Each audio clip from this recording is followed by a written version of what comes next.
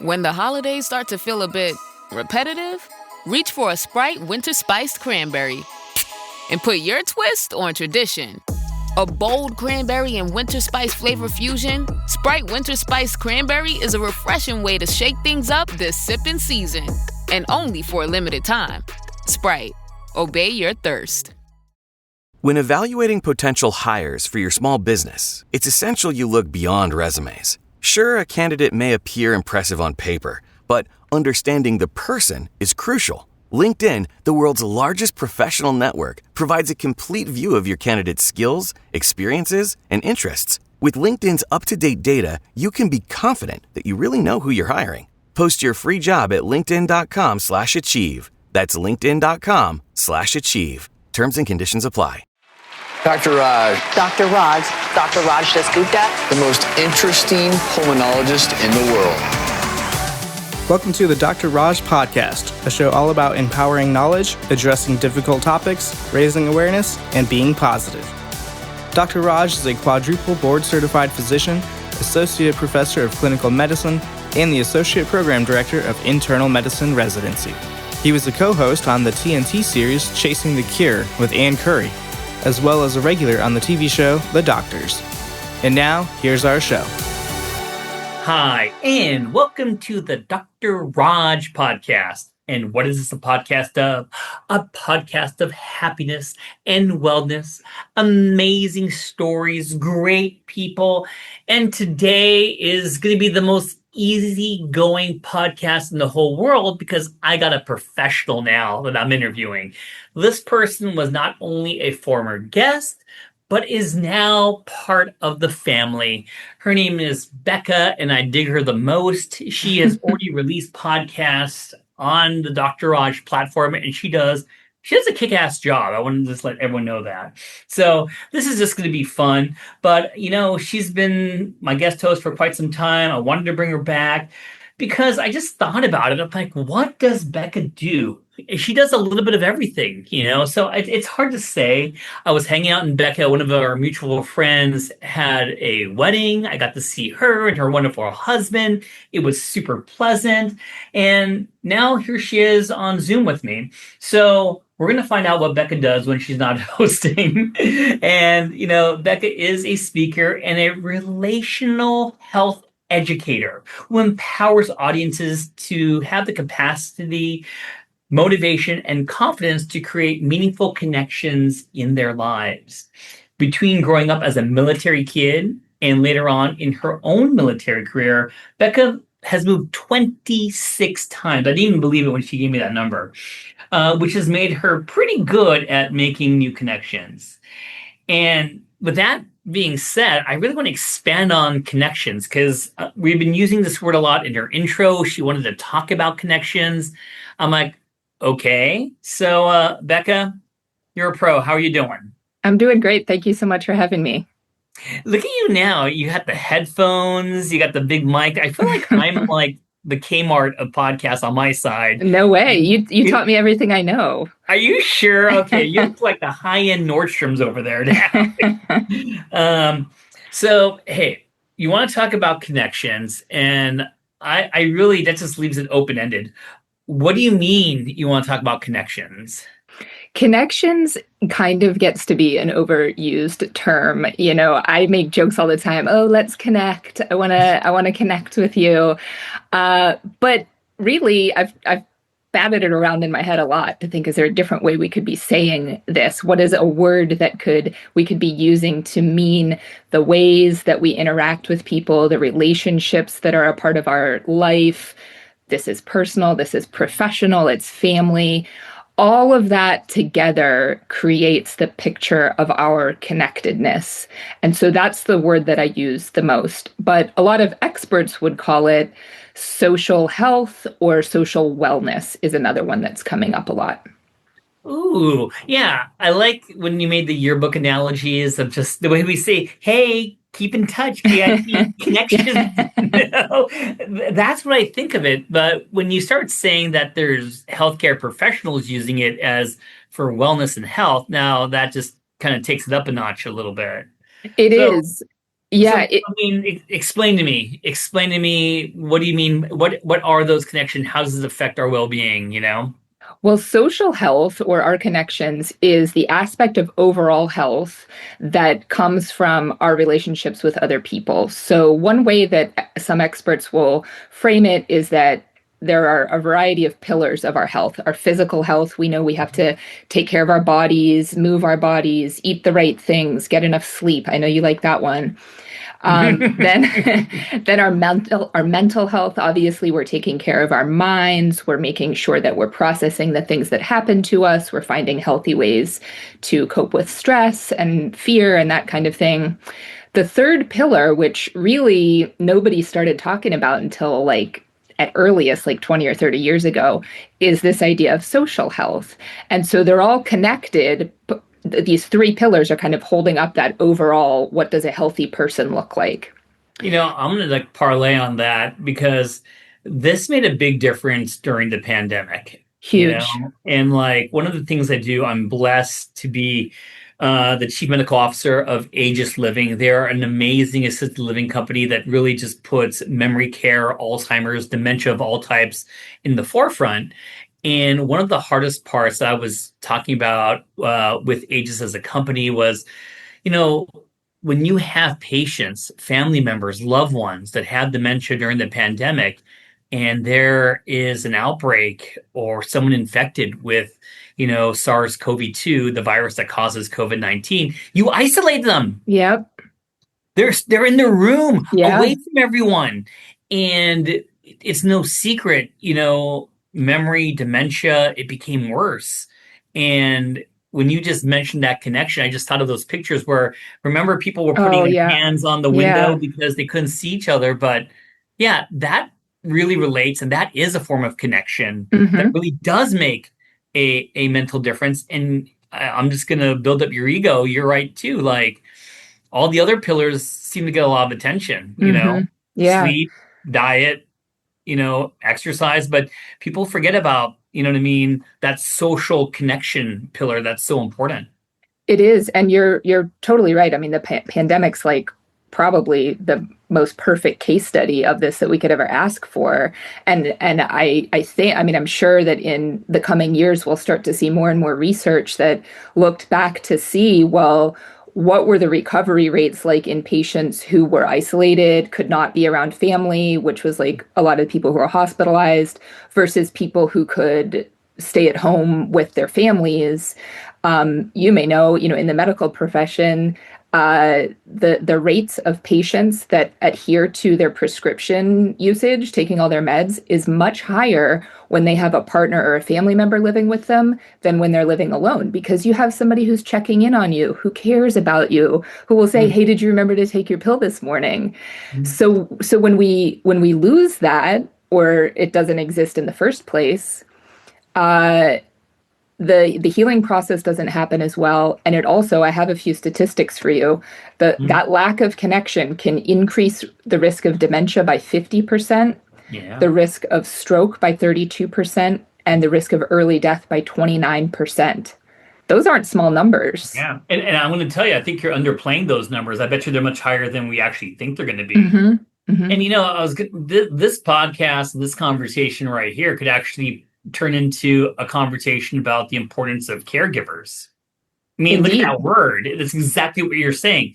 Care, connections, Hmm. being with people that you love. And that's the most important thing, especially for now, we're kind of focusing on that end of life care, is that having those people around you as you get older, you know what I mean? To Hmm. make sure that, mom and dad are not by themselves or Hmm. whatever patient there is. And like this last week, I was doing ICU stuff and it was brutal, Becca. It was like 12 Hmm. hours a day Yeah. for ICU stuff. And a lot of what I see is, unfortunately at the end of life and, explain to families. And I just realized that it's so important not to be stuck in the hospital when it's your time because you're not going to have those connections. I Right. don't care how much I smile or how awesome my nurses and respiratory therapists are. It's just not the same. You know what I Right. mean? Yeah. Yeah, and thankfully we have a model of care in this country where we do, when possible, try to get people back home where they can have like a hospice situation so that they can be in a Yeah. familiar place around their loved ones, which really does a lot for those last months and weeks and days of Yeah. the quality of their life. And let me throw, I mean, I want to just guess some of the medical behind it. When you're depressed, when you have anxiety and alone, cortisol levels will shoot up through the roof. You know what That's I'm right. saying? That's a stress hormone. High cortisol is associated with higher blood pressures, Mm-hmm. increased blood sugars, like you're a poorly controlled diabetic. It leads to insomnia. If you have too much steroid in you, that's what cortisol is. It makes you gain weight. Mm-hmm. So it does medically make sense what you're talking about. I Mm-hmm. mean, and I'm only focusing on the hormone part of it, you know? Right.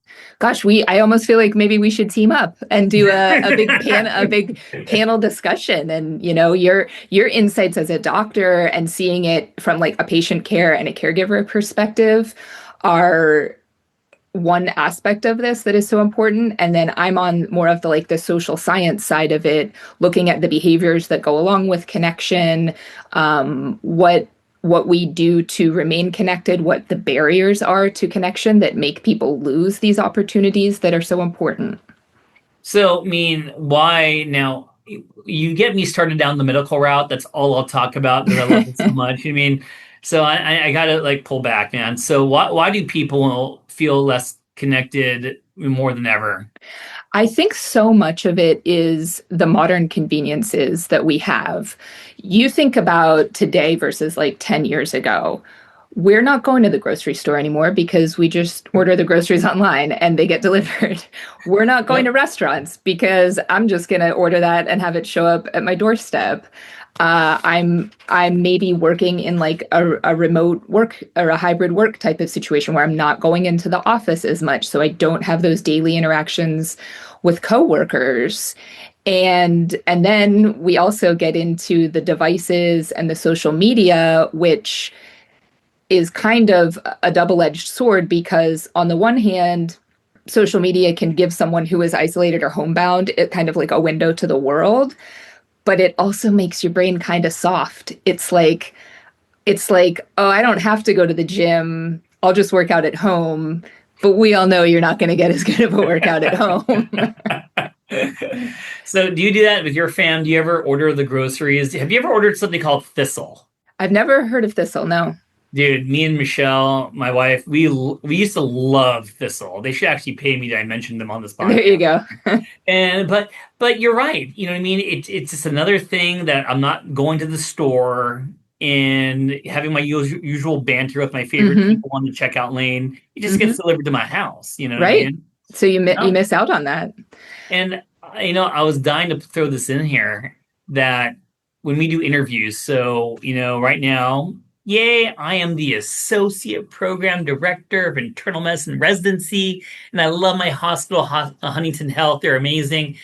But interview season, it's not like it was in the olden days. People would come and buy a plane ticket Mm-hmm. and maybe take you out the night before. I could see some social cues and how you act and everything. But now what we're doing, this is a interview season, Mm-hmm. 20 minutes of a banter over this to decide if the course of your life, Right. if you can make a air quote connection with me. Oh, yeah. 20 minutes, dude. No, you're right. It is. It's determining the course of your life. You have these students, right? It's like medical students who are interviewing for residencies. residency. Yeah. It's huge. And all you have is this little, like 3x5 screen in front of you trying to make a good impression. And also in, like you said, a really limited amount of time. Now, and I agree with you, is that people are losing the skill of making connections. I think I oversimplified it, and I love your take on it. I'm like, I love small talk. You know what I mean? I think that really tells me, does a person know how to act socially? Because whether you like me or don't like me in a public setting, do you know how to interact? You know what I mean? Because that really means a lot, And I just feel like how to avoid awkward silence and just have the right amount of things to make me remember you, but not too much or in a bad way. Yeah. So, I mean, why do people suck at small talk? And does small talk and chit chat have a part in making a connection? It does definitely have a part because when we think about when we're first gonna have some kind of an interaction with a person, the very depths of our most primitive brains the first thing that we start to think of is this person a friend or a foe? Are they cool? Can I trust them? Are they likable? Or is this danger? I need to get away. And we do this by absorbing a lot of information. We're looking at their body language, their eye contact. We want to be able to see the sclera of their eyes, the white part of their eyes. Nice and medical. Yeah, one like wearing sunglasses kind of doesn't help with that. And then also on screens, we're not getting the same reflection of light out of our eyes, so that affects it as well. Yeah. So our initial very first impression is this person friend or foe? And the way that we can indicate to another person I am a friend is by using open body language. So that's you wave, which is again a very primitive signal of I don't have any weapons in my hands. I'm okay. I'm not going to hurt you. Might be coming in for a hug. That's funny. Is that true? Did you read that? Is that what the wave came from? It's the wave true. Came from I don't got like weapons on me. Yeah. That's the coolest freaking thing I've ever heard, dude. I don't know why we wave, but that makes total sense. Like in the olden days, I don't have like the stone knife to stab you in the abdomen, Right. Like, yep. All right. Nothing in my hands. That was worth the podcast right there. There you go. And then, the making eye contact, it can be other gestures like leaning in because that's indicating that I'm interested in you because I'm maybe like trying to listen a little bit better. So I'm getting closer to you. And then there's more verbal cues that show I am a friend, I am likable, which is now where we get into the small talk. So if you're a potential resident and you're just, sitting there and the Zoom awkwardly starts and everybody does the, can you hear me? Oh, your camera's not on. And that happens for a minute. What I like to coach people into is to start with just a very short but relatable moment from their life. So, hey, I just walked in and I put down my shopping bag and I realized that I forgot the milk. So I'm going to have to go back and get it. But I'm really happy to be with you here today. I want to focus on this interview and answer some of your questions. Something like that. It can just be something a little bit lighthearted. It breaks the ice and it isn't awkward in like I'm not getting into like politics or something inappropriate or anything like that. Not that you would lead with that, but and then it's also not just like, oh, how's the weather in LA? Yeah. No, and I guess a lot depends on the situation. So I think that I don't want to over focus on this, but if we're talking about interview, it kind of has that feel to it. I agree. I think number one is that I like when people try to make a connection. I think that I always like to call out the elephant in the room, which is I have these set questions I need to ask you. And I show it to them like this. And I'm like, dude, I don't want to ask those. You know what I mean? And one of my questions will always try to be just fun and jovial. Like, me, I love movies. I try to make a music connection. I like what you said, something just a part of your routine life that we could kind of just form a small bond on. But my also big advice is that, for an interview session, I think it's nice to kind of show that you're prepared in the sense that I love when people just, you're talking to this person, just do a little research to say, absolutely. Hey, and, Dr. Raj, I heard you just gave this lecture about, what's it called? How do you survive a heart attack? Was that fun? Was that, just make a little effort to show that you care, Yeah, they should be. Gosh, we're giving them all the answers.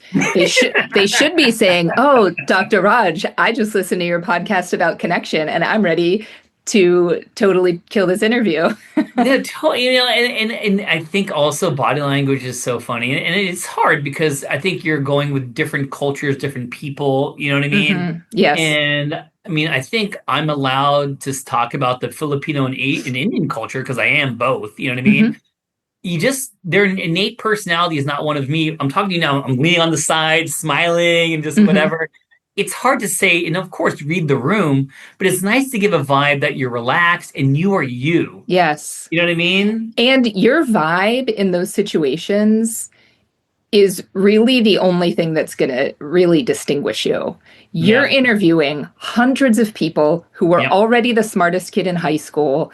They were one of the smartest kids in college. They went to medical school. They've got the experience and the internships and the letters of recommendation. So, like, you already know that they're good candidates in like an academic and clinical sense. Totally. What you want is to set apart who is going to fit in with my team.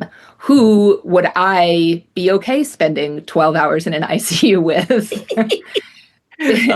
Right? Let me tell you this story. So when we used to have real interviews in person, this is always my favorite one. So we used to take him out to dinner the night before, and they were ordering. Of course, the waiter always starts off with, "Hey, what do you want to drink?" You know what I mean? I'll go with some of my partners, and we have the medical students who are interviewing. So they go around, and my partner will say, "I want a beer," and someone wants a wine, and we order that. Then they get to the medical student interviewer, and I could tell he or she would really want to have a beverage right now, you know? And you can see it out their face. But when the waiter is like, and you, what would you like? And we're all kind of looking, Diet Coke, please. And just one day, I would just love it to be like, "Yeah, dude, what do you got on draft?" Yeah. It will never happen, and don't do that, listeners, but I would love to see that, dude. Yeah, you got to play it safe in some ways there. But I want to make sure we keep it clear for our listeners and all your fans. So what are going to be some surefire ways to get people to like you in different settings, not just an interview, in any type of connection setting? The number one thing that I teach people, and this does kind of go back to the like initial friend or foe, is that you, in order to get people to be attracted to you, to have that magnetic personality that makes everybody want to be around you, you need to be interested in them. You need to make them feel important. When someone gets to talk about themselves, it actually activates the pleasure centers in the brain.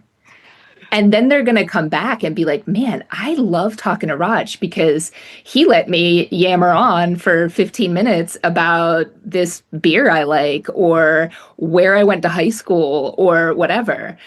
And so when you're the one trying to be the magnetic person, you want to show interest by, first of all, the body language. So we're leaning in, we're making eye contact, we're nodding, those kinds of things where you nod and say, or like, "Yeah, I totally get you."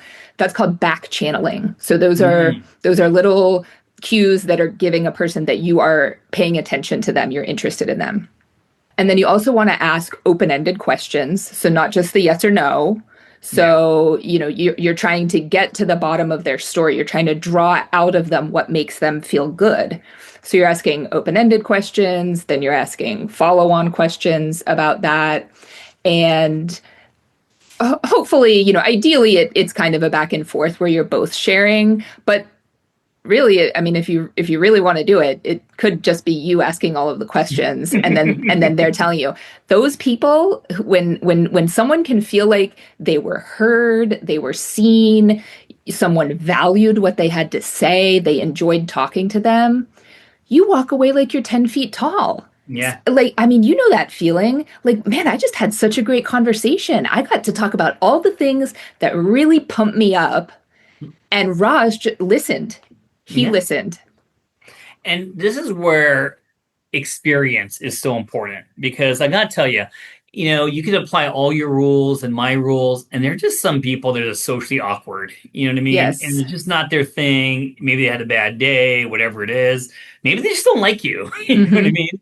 So I think you'll be quick to find and understand these people the more you interact. And that's why don't ever turn back a chance to meet someone, talk to someone, do an interview, because you're going to learn something. And the way you apply your tips and my tips is the more you interact, because I just feel like I love always when someone wants to turn an interview around on me so I could talk about me. I love that. Don't get me wrong. But then it's the fine tuning. Like, don't be an ass kiss. You know what I mean? There's always a point where I love, like, hey, I want to make sure I give you a chance to talk. But then when it's too just really. So, and you won't know that until you just have lots of experience. So I think that what I get from our conversation right now is that, especially if you're young, you know what I mean? Go out and try. I think the word try to make as many connections as you can, because it will help you when it really does count. Absolutely. You hit the nail on the head. And that goes back to the energy or the analogy of we move our bodies through exercise in order to keep our bodies physically healthy. Yeah. It's the same thing with connection. You can't expect to be able to go run a marathon if you've never gotten out off of the couch for a year. You have to go out. Sometimes it's out of your comfort zone for people who are introverted or unmotivated or depressed, or maybe even people who are neurodivergent and they don't totally understand how these social cues work. It is hard, but you know what? Like so is going to the gym to get into shape. That's hard. That takes work. So you have to exercise your connection muscles just like you would exercise your body's muscles. And I want to parlay on that, because you're right. Because, it's effort. And when people always ask me like, oh my God, you're always smiling and happy. I truly am like a really cool, awesome person inside. But, it does take effort. When I'm in a business setting, making connections, talking to residents, I always want to put my best foot forward. And that means when I'm not feeling good inside, I'm fighting a cold, my voice is scratchy, I just had a rough day, you know what I mean? It's hard to be engaging. It's hard to be that person. So you need to train. And being likable is not easy. It's pretty freaking hard. So I like how you're letting people know is that, of course, be your genuine self, but be smart. We're talking about, in many cases, getting a job, getting into school, making connections, being well-liked in the community. It doesn't always have to be 100% your innate, cuddly hallmark personality. It's called effort. You know what I mean? That's exactly right. And it's unreasonable to think that you're going to be able to be on like that all the time. We've all got off days. You also can't think that every person you ever talk to is going to become your best friend. They can't all be your best friend. Yeah.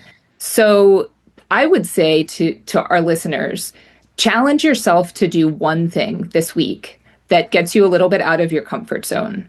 Maybe it's striking up a conversation with the cashier at the grocery store. Maybe it's reaching out to a friend who you haven't talked to in a while and just saying like, hey, I was thinking about you the other day. How are things? Maybe it's like just going to an event that is social and just being physically present there without saying like, okay, I have to talk to 5 people or whatever. Just one of the things I love to do is volunteer. You can sign up. It's free. You're doing something good. And then there's other people around you. So then you're putting yourself into an environment where there is the possibility for interaction. Yeah. So maybe the first time you go and for an hour you just sit there and you do the thing and you don't really talk to anybody and you just kind of get a feel. And then maybe you go again next month and then you can talk to somebody. Oh, I saw you here last month. Do you do this often, or how long have you been doing this? So just challenge yourself, depending on your comfort level, to do one thing that is going to lead to a more connected life. So is that going to be your simple step that someone can take? Is that the simple step? I think that's a good starting point. I think it's a good starting point. You have to be the one to come up with it yourself, because I can't just be like, here's your homework, class. We're all doing this the same way, because it's not one size fits all. Not everybody's comfortable. Not everybody even has access. I mean, some people live in remote areas where there just are not that many people around. But Beck, now that we're talking about it, I mean, it can actually be a class, because I think that not everyone has these skills. And I know that because many people don't get the position they want. I see, you know what I mean? It's very good to have this. And, I mean, oh my God, there's so many different thoughts. I love this topic so much. Oh my God. But I want to make sure, what I was going to say, this is what I wanted to say is that eventually, if you could hone your skills in, so I'm talking for people like you, people like me, doing these things are harder as you get older, for many different reasons. But you want to be selective at some part of your life because, and I think when you're younger, this is when you have the chance to practice, good connections, a failure connection, this didn't work, that worked. Because when you get older, you pick what situations you want to go to. That's going to be high yield. That's when you make the right Yes. connection. You know what I mean? Yes. Oh yeah, So, Raj, what you're talking about is the strategy that goes behind yeah, social health. yeah, And I don't love to use that word because I don't want things like human relationships to sound like it's a commodity or you're like strategizing this. yeah, But if you think about it, like when you're young and you think about, well, what kind of a person do I want to be my partner in my life, my spouse or my partner? Like you think through, you put a little bit of thought into like who you're attracted to, yeah, maybe like what kind of interests you want them to have, what level of education you want them to have, where they should yeah, live, So like you are strategizing in that way. You're yeah, intentionally thinking about who you want to enter a relationship with. yeah, It's the same thing when you think about your wider social circle, who your friends are, who the people that you want to be able to depend on in your social circle are. yeah. I always joke that it's helpful to have a doctor, a lawyer, and a mechanic because that's going to save you a lot of money. But truly, when you put some intention into this, and here's another little goal for Yeah. the listeners, is just write down like in a friend, what do I want in a friend? Yeah. And then you think through like what I just said, what are the top 5 things you want in a friend? That will help you narrow it down because again, not everybody's going to be your best friend. Yeah. And No, and I would say, and I always also, here's another pearl from Dr. Raj. You want to integrate, and that's one of my favorite words, is integrating the different aspects of your life. So, yes, I love being a doctor, but I love being on TV a lot. And I love, what's it called, teaching. And I realized that, hey, when I get the chance to walk through a studio or be in a situation where those producers and directors are going to be, you got to be super A game because that's high yield. And that's where I just hope my voice isn't scratchy. Yeah. I'm super happy because you never know the yield of making another connection versus, hey, I do a lot of things for nonprofits. They're small sometimes and tiny. I'll go there if I'm having a headache. It's no big deal. I have enough in me to power through it. You know what I mean? But that's where you want to be selective. And that's where you want to hit the point where you've honed your skills enough to when you're super A game and not. You know what I mean? Right. Yeah. That's knowing yourself well enough to know when and how you can show up fully. Exactly. Yeah. Exactly, man. Yeah. No, dude, I gotta tell you, I mean, of all compared to our first podcast, I like this one even better. Yeah. Good. I do too. This is one of my favorite ones I've done with you, by the way. Yeah, I'm really passionate about this. I think it truly does make a difference in people's lives. There are a lot of audiences that can be served in this, and what I do through my work as a speaker and relational health educator is get in front of audiences to share with them the reasons why human connection is so important. To inspire them to believe that they are capable and worthy of it. Every single person is. Likability and connection are skills that you can learn. You've just got to practice, like we said, and you've got to be willing to put yourself out there in the name of getting your health to be the best that it can be. So if anybody is interested, that's what I do. And I can, I go all over the country and I speak to conferences and organizations, associations about connections so that the people that are attending these events can get the most out of those events and get the most out of their lives.